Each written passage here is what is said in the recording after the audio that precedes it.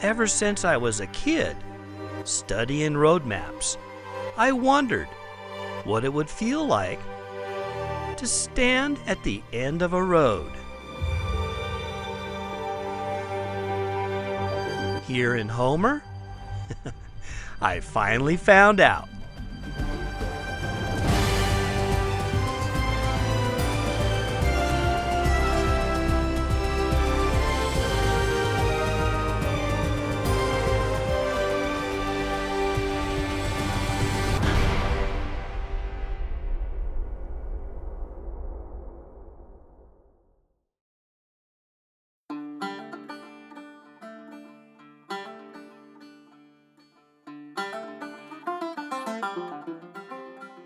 When I was a kid, I'd spread paper maps all over our living room floor and trace routes to places I dreamt of seeing.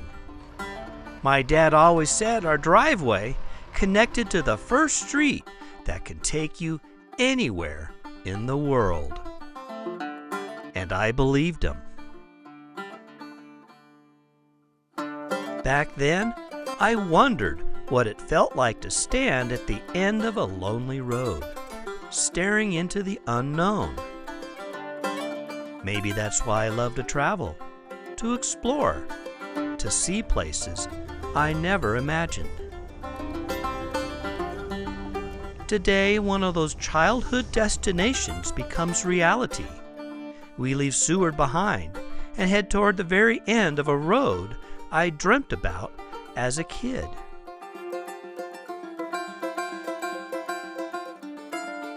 I'll stand at the edge of my world and push it just a little further. We didn't come all this way to change Alaska. We came to be changed by it.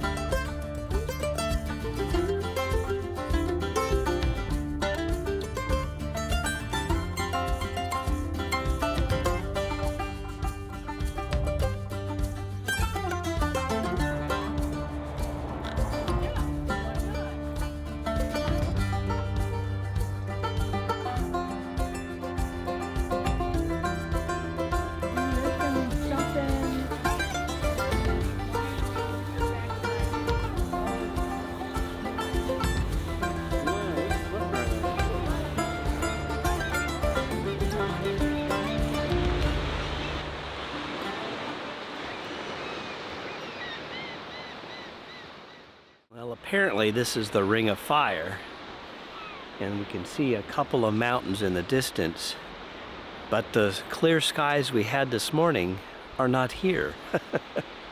So we can't see very well the Ring of Fire. But the mountains across the way, I'll go all the way down, I believe, to the Aleutians. So this is part of the Ring of Fire. Ooh, that's a lot steeper than you would have guessed, huh? It's way down there. Way down there. It's way down there. I remember the sign being in color.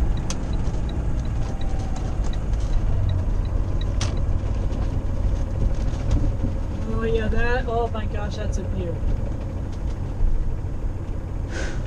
That's a view.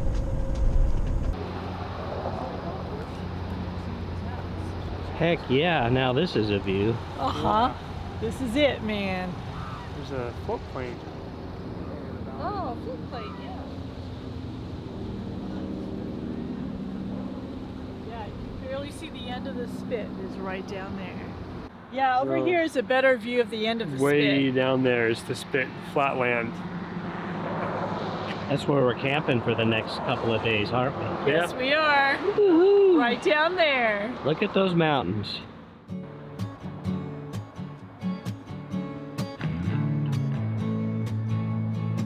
Homer is as far west as the road will take us.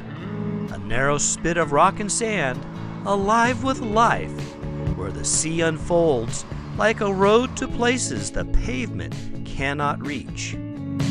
Most people come here to fish. It's the halibut fishing capital of the world, after all. Funny thing, I don't fish. But Homer isn't just about the catch. There's more here than the bobbing deck of a fishing boat. It's the feeling of standing where the road ends and the sea sweeps in. From my dad's driveway to this final stretch of pavement, this is as far west as this road will take us. And that's exactly why we're here.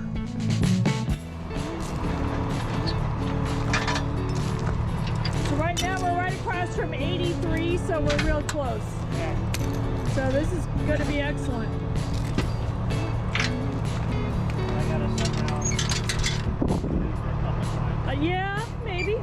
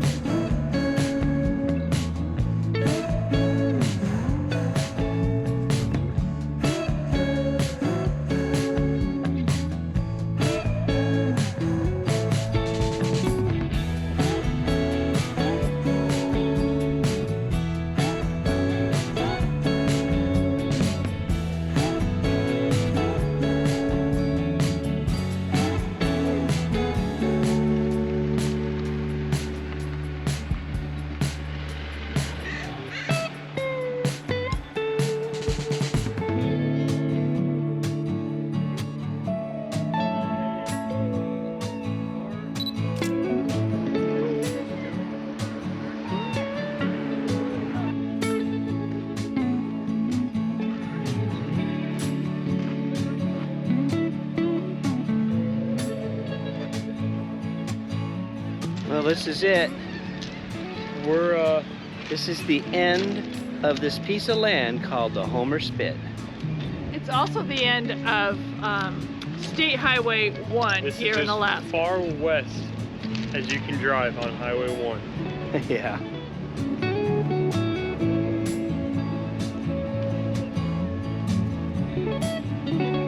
We made it to the end of the road. It's time to celebrate. And where better than the historic Salty Dog Saloon? Tonight, we'll laugh and swap stories with locals and fellow travelers. Tomorrow promises epic adventures. But for now, we'll simply soak in the soul of Homer.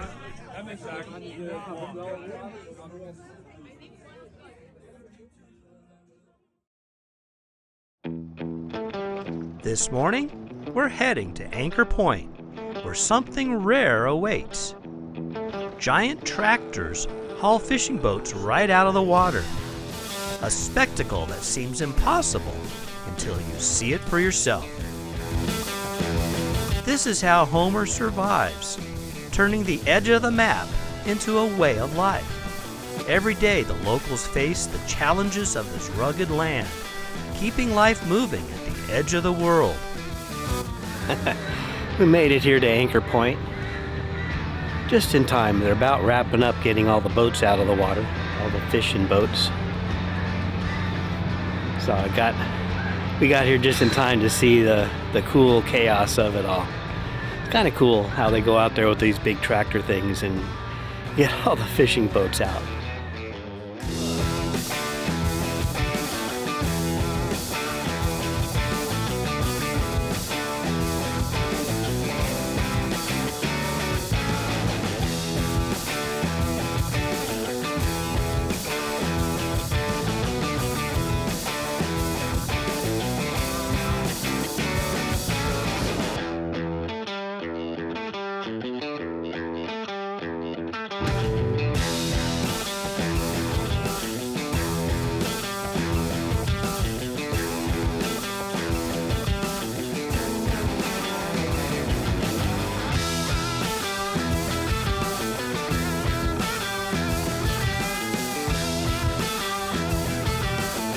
We're right here at Anchor Point. On this map, it shows we're the most westerly point. So that's kind of cool. Across the bay is Lake Clark National Park and Preserve. If the clouds were a little higher, we might be able to see more of it. Says we are here on the Kenai Peninsula. We just drove up from Homer to get to here. So I suppose that is about the most westerly point. And over here is Lake Clark National Park and Preserve.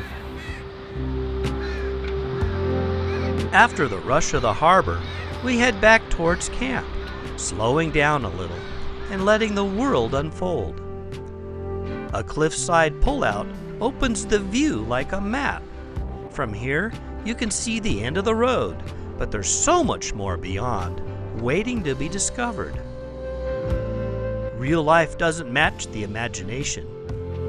It takes your breath away.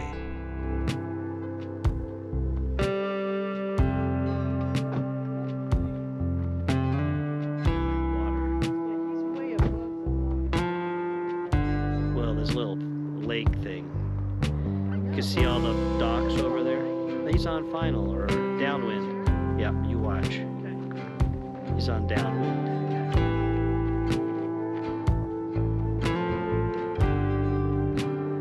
Unless he's going to go over there, but there's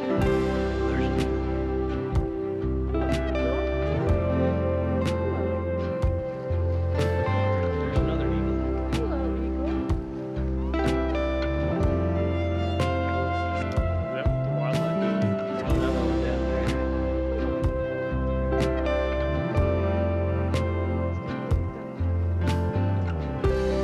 Right into her dock.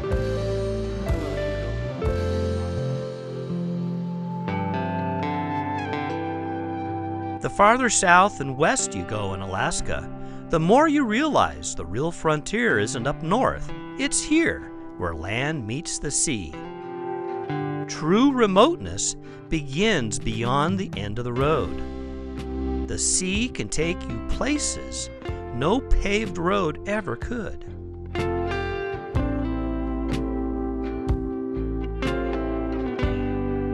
Our tail gunner fishes alone in the sound, taking in more than just the cold water.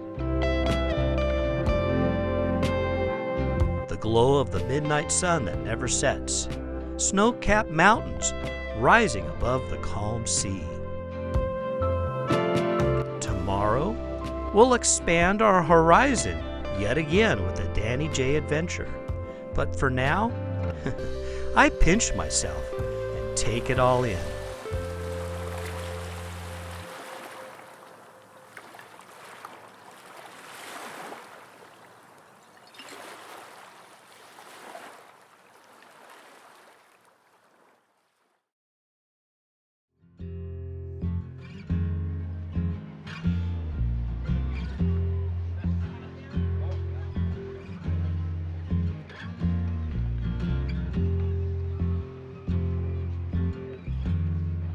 It's the Danny J.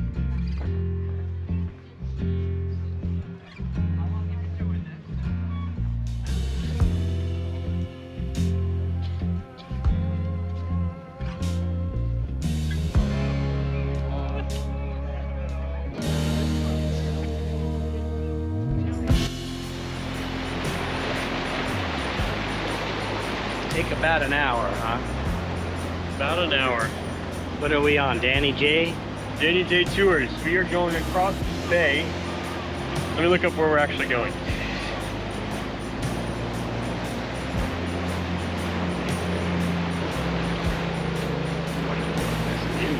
We're on the Danny J. We're heading Tours out of Homer Spit, heading to Halibut Cove, just across the cove here. All right, just across the bay. Yeah, we're gonna go get some lunch, do a little walkabout. And we're out on the water here in... We're out in Odyssey, right, so they say, but it's very calm right now. Not a whole lot of waves. Yeah. So very nice. The fish are jumping. I already Lots of see fish jumping. Fish everywhere. 1897. Because it's so low in the earth, You know what I mean? It's kind of sub-level. They had to. How was can it ever possibly? actually So used it's as a been lighthouse? No, Okay. well, so Yes. that's new. The lighthouse portion is totally new. Okay. It was originally like a headquarters for a railroad that ran out to the end of the spit, and one of the early Homer was actually referred to as Coal Point. There was coal Lots of mining coal. that took place, and they would haul. Bring they it had in. a little bit of a small railroad that would bring out the coal to the tip of the spit, and they would fill up steamships out at the tip of the spit. Yeah. But when it was first constructed, it looked like this. Oh, wow. And then this is during the '64 earthquake, and it was actually located. I have a photo.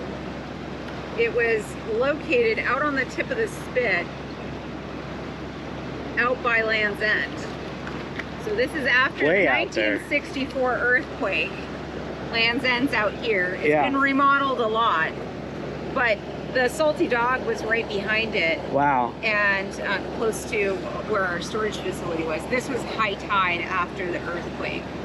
So it just shook quite a- everything. And Quite a bit of flooding. did going you on. get a tsunami come through here and kind of do it? So what happened, we had a lot of earth movement.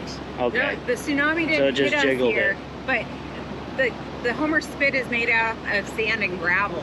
Yeah. So as that earth shook, it Just- settled out, and Yeah. they lost about a good 6 to 7 feet Wow. of elevation, which out on the spit, Which is- that's about all Yeah. you got, That's right? about all you got. So before 1964, it was a lot thicker.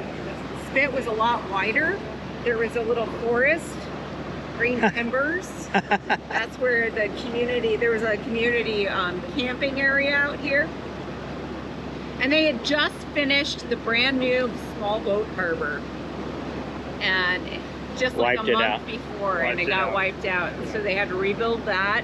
The Army Corps of Engineers. So had this to is come this in. all man-made, No. this or is a it natural, just been formation. added on? So if you were standing here 15,000 years ago, you'd be standing at the Yeah. maximum of extent of a tidewater glacier. And as it receded, it left a glacial moraine. So this is a moraine-ish Yes. type of thing. And then it's fed by onshore currents that are constantly depositing additional sand and Up against it. gravel on the outside of the beach. So in my lifetime, it's actually grown quite a bit. Really? So I was born and raised here, and when I was a child, the spit, the road was built up a lot more. It was a lot skinnier at high tide. There wasn't as much vegetation, and yeah, it's actually grown up quite a bit in my lifetime. Cool. Strange. Okay. Yeah. But yeah, after the '64 earthquake, the Salty Dog was jacked up, and it was moved to its present day location, Yeah. and they built the lighthouse. Gotcha. Gotcha. And originally that And a was few just other supposed things to around it. signify that they were open. Yeah. Which was really great for commercial fishermen when they're coming back to port. They're like, oh, I can get a drink. Yeah. Yeah. Yeah. Okay. But then Noah actually put it. They have a marker in the bar. It is on charts now, Oh. and so it's a functional lighthouse. Okay. Yeah. NOAA people love the Salty Dog because from what I've heard, it's the only saloon that's on a chart. Yeah. Yeah. Cool. Yeah, but that's the newer structure. Yeah. So I like to refer to the Salty Dog as a classic Homer architecture, and I call it moron design. As time goes Moron. on, You add more on. Yeah. and you end up with some funky designs. Yeah. So yeah. We've heard that term elsewhere around Yes. here. Yes, moron design. Yeah. Yeah. That happens with a lot of families. They get Yeah. bigger, they have another kid, they build another addition. Gotta make more room. Yeah. That's right. Yeah. The little gulls on the edges are the black-legged kittiwake gulls. They build a nest out of eelgrass, mud, and guano attaches it to the rock. And we've already lost some of them because we've had some wind and rain. But they lay several little eggs in that little ledge, you know. And I suspect that not many of the chicks, there's usually one chick is dominant. So that's kind of a precarious life.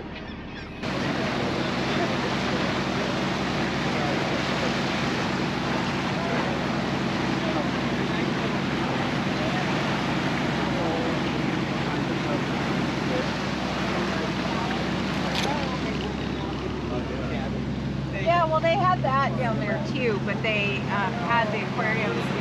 There was a room in the back, and then they had tanks along the wall. Oh, okay. But they got rid of that after I left. I think they realized how much work it actually involved. So pulling into Halibut It was kind of funny. I was like, wow, you guys appreciate me now, huh?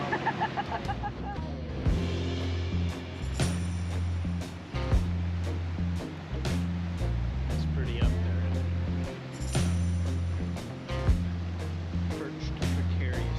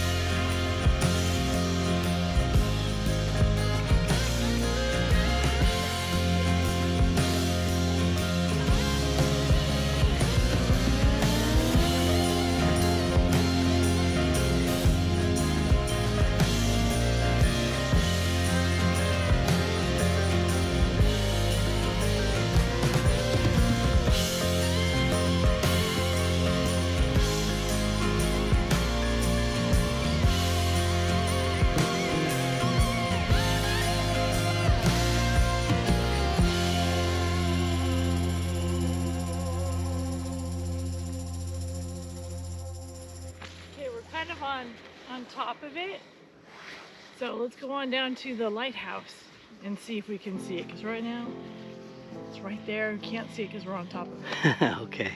So it's But fine. that's a spit right there. Yes, it is. That's the spit. Cool.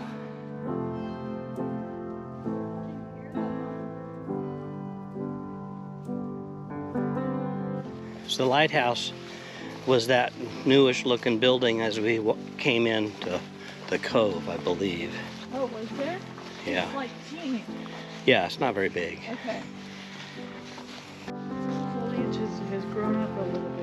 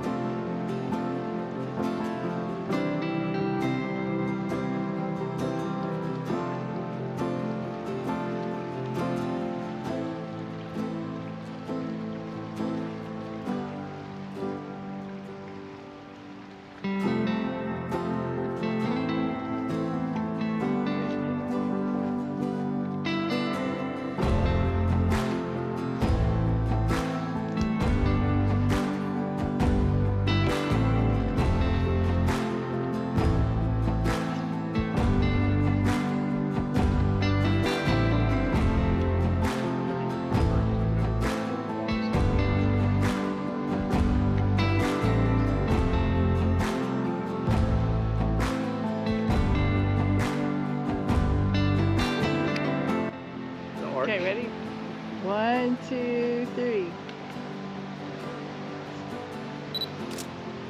1, 2, 3.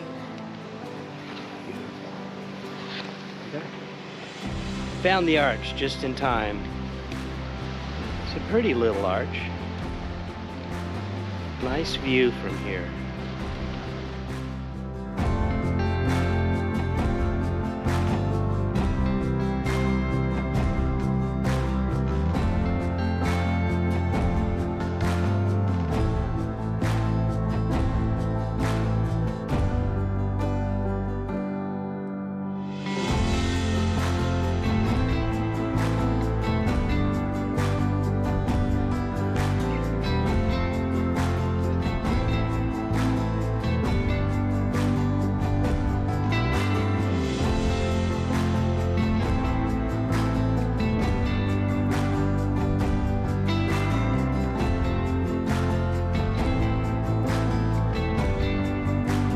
The little kid in me could never have imagined this at the edge of the map. Yet Homer still has more to show. Something even more incredible awaits just beyond the horizon.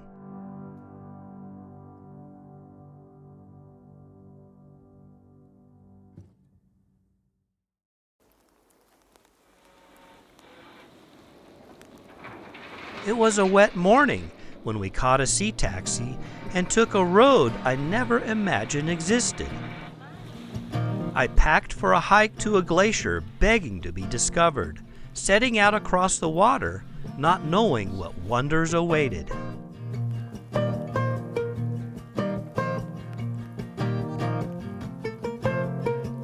We landed in a cove within the Kachemak State Park and began hiking through a forest that seemed untouched.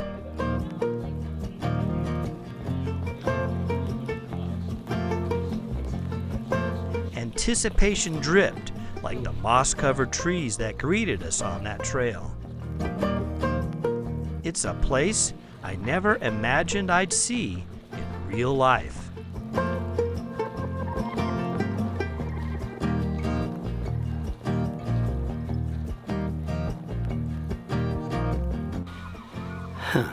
This is gorgeous here.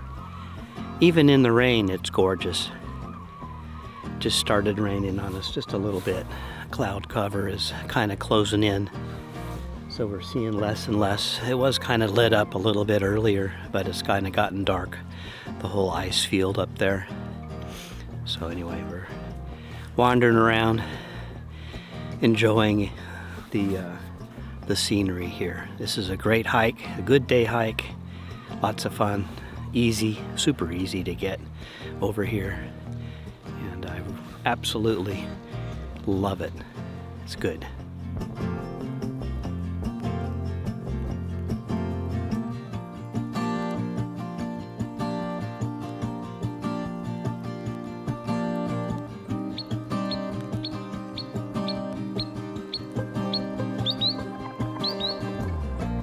It's definitely colder here by the lake than on the hike on the way in. This water must be frigid, freezing.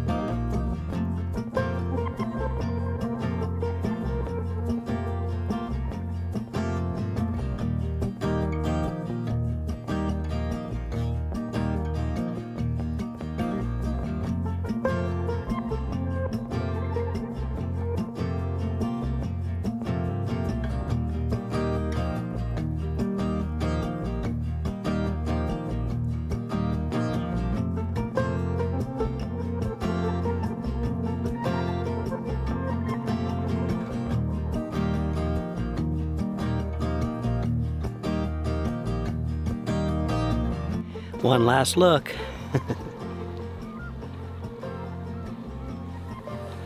Pretty gorgeous. Even in the rain, it's pretty gorgeous. How that goes. Uh-huh. I volunteer Mark to climb the tree with me. We're heading back to our boat, getting picked up. It's been a cool hike. Really enjoyable.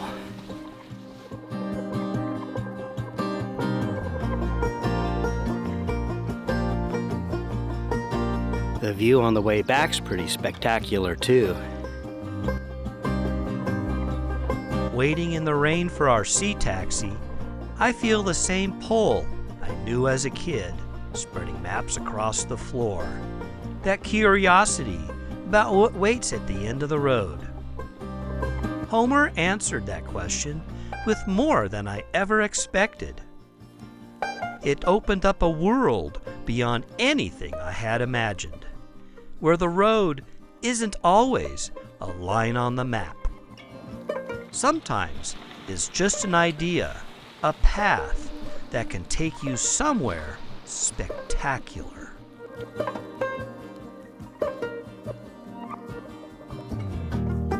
Homer has been enlightening, and now I'm eager for what comes next.